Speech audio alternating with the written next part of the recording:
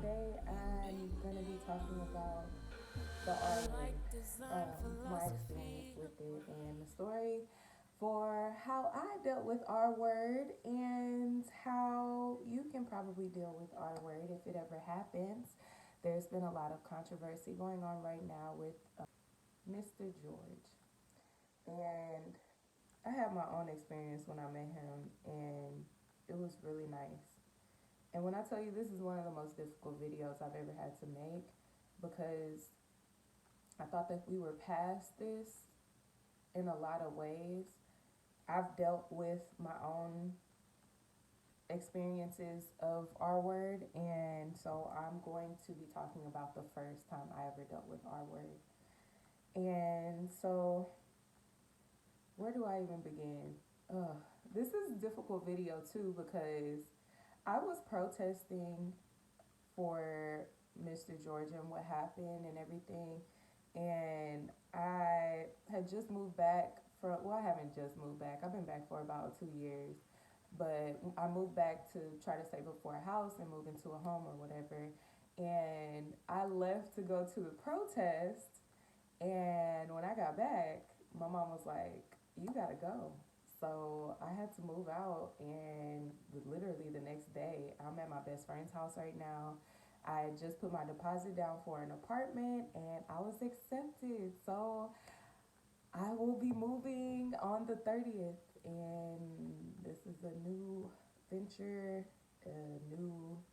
I've lived on my own for many, many, many years. This is the first time back when I moved back, but yeah, I'm excited. I feel like a lot of things are different about me. A lot of things have changed, and positive things are happening. So I'll be good. But I want to get back to the story.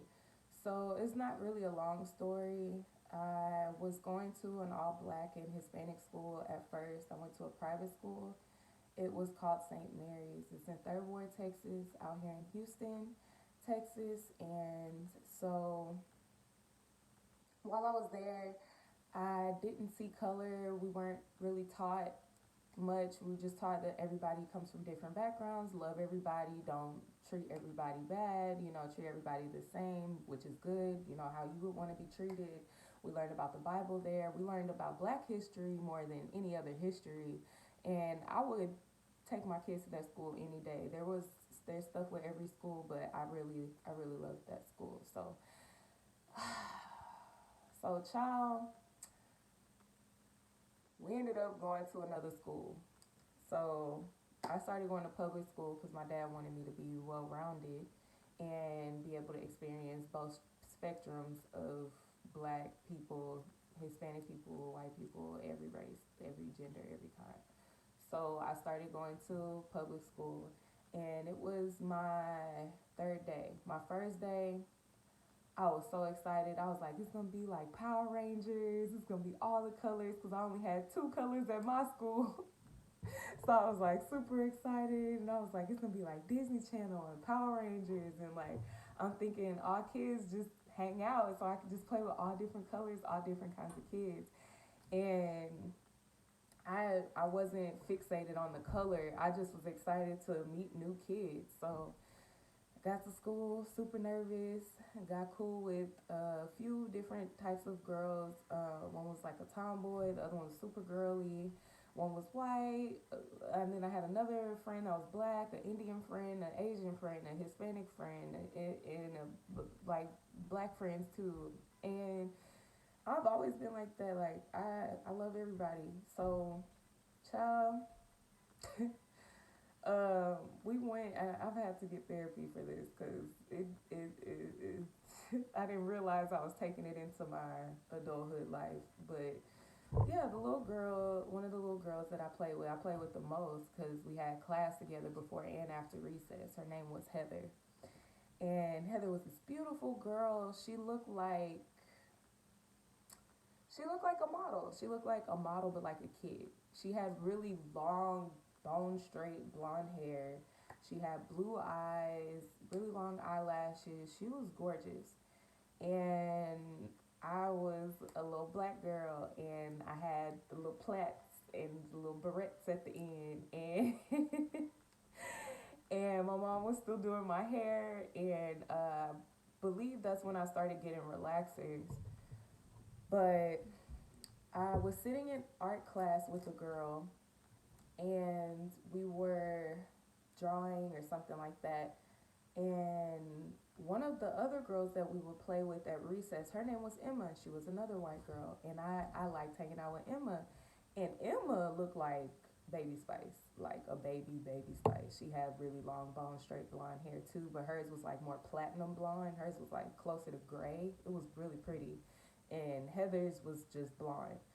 So, child, Emma wasn't at school that day, and Heather was like, I was like, well, what do you want to play at recess? Just, make a conversation. Never had no issues with no kids before, so I'm like, what do you want to do for recess or whatever? She goes, I can't play with you at recess. I was like, oh. I was like, well, what about tomorrow? And she was like, no, I'm going to play with Emma when it's tomorrow because Emma will be back. And I was like, okay, well, what about the next day? And she was like, no, I can't play with you anymore. And I was like, why? And she was like, because you're B. And I was like, y'all know I can't say everything because of the standards for YouTube, but yeah, because you're B. And I was like, okay. So I didn't know what to say back. And I'm one of those people, if you hurt me enough, like I'll just get really quiet and just like shut down on you. So that's basically what happened. I didn't even wait till class was over. I walked up to my teacher. The school is really close to my house. So I walked up to my teacher and I was just like, hey, I'm going to go to the restroom. I need to go to the restroom. So instead of going to the restroom, I walked home. And my mom worked from home. And so she was there. And when I got inside, I walked in the door and I was like, Mom, I need to take a shower. And she was like, what's wrong? And I was like, I'm dirty. And she was like, okay, okay. She was like, go take a shower. And I guess she just assumed she could tell it was something wrong with me because I had been crying. And so she let me go up and take a shower. While I was in the shower, she came in and she was like, are you okay? What's going on? Did something happen? And I just remember scrubbing. I was scrubbing. I was trying to scrub my face real good. I was trying to get it off. And she was like, what what are you doing? Like, why are you trying to get it off? What are you trying to get off? And I was like, I need to get this color off so I can play with everybody because I wanted everybody to be my friend. And she was like, oh no, baby, your skin is beautiful. You don't need to wash your skin off. If they can't see how beautiful you are on the inside and how beautiful you are on the outside, then they don't need to be your friend. And so that was my first experience with R word. I was 8 years old. You guys have to be careful when you talk to your kids, when you talk to people, when you talk in general, because there are people out here that really don't mind being cool with y'all, that really don't see anything wrong with how you guys live, even if there are differences in opinion. And if anybody that's not me, if you know what I'm saying, is watching this, all of this is taught from childhood.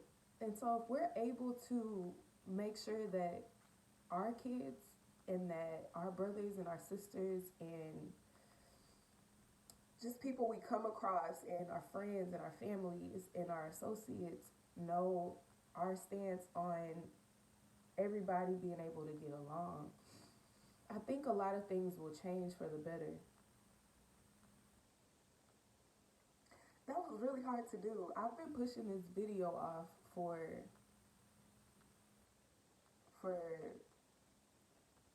about 2 weeks, and I think, but just because it's a difficult video for me to do, we just want to coexist peacefully.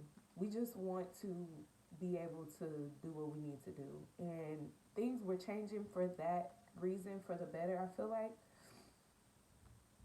but now y'all are starting to go backwards again. So I'm gonna need y'all to get it together and just realize that we're not in those times anymore. Black people love white people love black people, police love black people love police, they protect us. Not all of them are bad. Some of them are horrible, and they should not be police officers, and those should definitely not work there anymore. But I want to show what has happened since we started protesting. I'm going to post that after this.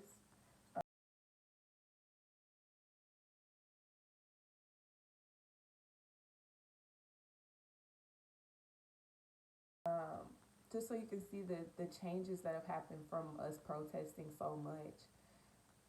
But yeah, so I feel like I'm a big girl now. It's time to move again and get everything in order. But I just want you guys to understand that when you love one another and love and treat those how you want, treat others how you would want to be treated,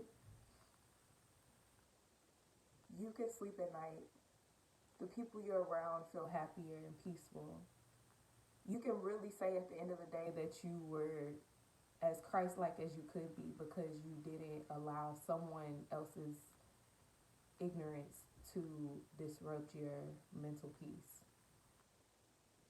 And it's tough to turn the cheek. It's tough to ignore what's going on, and that's by all means not what I'm saying to do.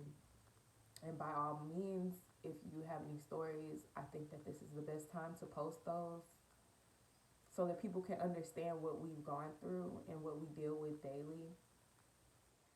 From therapy, I learned that everybody is an individual. And so you can't group all cops to be bad. You can't group all black people to be bad. You can't group all white people to be racist. Everybody, please stay safe out there. God bless you. I'm praying for everybody, especially everybody's mental space, because this is a tough time and everybody's at home and they're forced to deal with stuff that they didn't even know was wrong with them. And I just don't want this to become an insecurity thing where people are posting because they ain't got nothing else to do. Post because, or they want clout or they want attention.